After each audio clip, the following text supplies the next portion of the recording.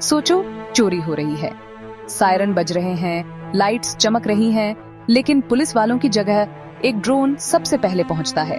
ये है law enforcement का फ्यूचर, जहां आर्टिफिशियल इंटेलिजेंस बहुत इंपॉर्टेंट रोल प्ले करता है। हमने रोबोट्स फिल्मों में देखे हैं, लेकिन अब एआई असली दुनिया में आ रहा है और क्राइम से लड़ने का तरीका बदल रहा है। क्राइम हॉटस्पॉट्स प्रिडिक्ट करने से लेकर ढेर सारा डेटा एनालाइज करने तक एआई पुलिस का काम करने का तरीका बदल रहा है। लेकिन क्या इसका मतलब हमारे पुलिस फोर्स का अंत है? ऐसा नहीं है। एआई एक्साइटिंग पॉसिबिलिटीज देता है, लेकिन ये सवाल भी उठाता है कि स्ट्रीट सेफ रखने में इंसानों का क्या रोल है। क्या मशीन्स वाकई में ह्यूमन बिहेवियर की कम्प्लेक्सिटी समझ सकते हैं? क्या वो एक एक्सपीरियंस्ड ऑफिसर के इंट्यूइशन और एक्सपीरियंस को रिप्लेस कर सकते हैं? एआई बहुत कुछ लेकर आता है।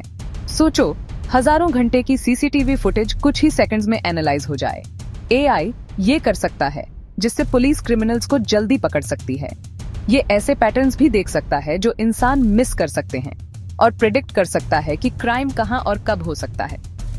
इससे पुलिस रिसोर्सेज को इफेक्टिवली डिप्लॉय करने में मदद मिलती है और क्राइम होने से पहले ही उसे रोका जा सकता है।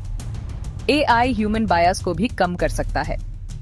हम सब में अनकॉन्शियस बायसेस होते हैं, लेकिन मशीन्स में थियोरेटिकली नहीं होते। इसका मतलब एआई फेयर पॉलिसिंग कर सकता है और लॉ के सामने सबके साथ इक्वली ट्रीट कर सकता है।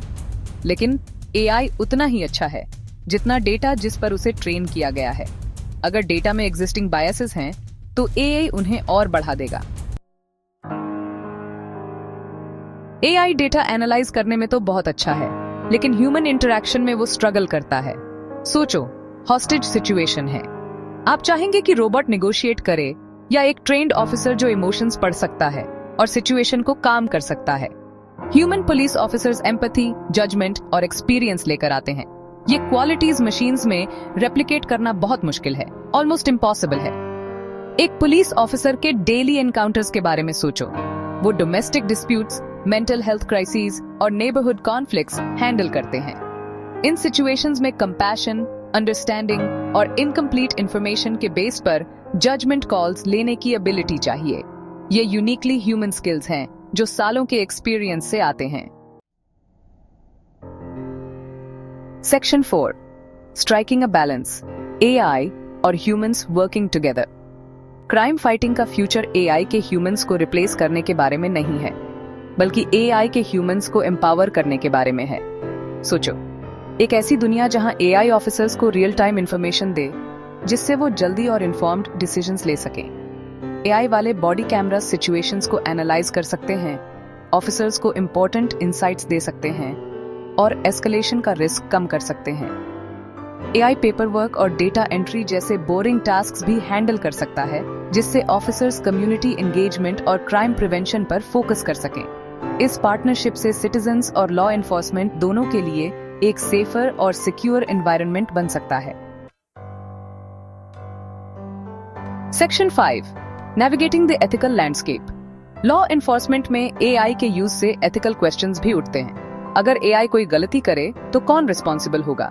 हम कैसे इंश्योर करेंगे कि एआई हमारी प्राइवेसी वायोलेट न करे या सर्टेन ग्रुप्स के साथ डिस्क्रिमिनेट न करे? ये इंपॉर्टेंट क्वेश्चंस हैं जिनका जवाब हमें एक सोसाइटी की तरह ढूंढना होगा। हमें क्लियर गाइडलाइंस और रेगुलेशंस चाहिए ताकि रिस्पॉन्सिबल एआई डेवलपमेंट और डिप्लॉयमेंट इंश्योर हो सके। ट्रांसपेरेंसी, अकाउंटेबिलिटी और कंटिन्यूअस मॉनिटरिंग बायसेस को एड्रेस करने और मिसयूज को प्रिवेंट करने के लिए बहुत इंपॉर्टेंट है। लॉ एनफोर्समेंट का फ्यूचर एआई की पावर का यूज करने और ह्यूमन राइट्स और जस्टिस की वैल्यूज को मेंटेन करने के बीच सही बैलेंस ढूंढने पर डिपेंड करता है।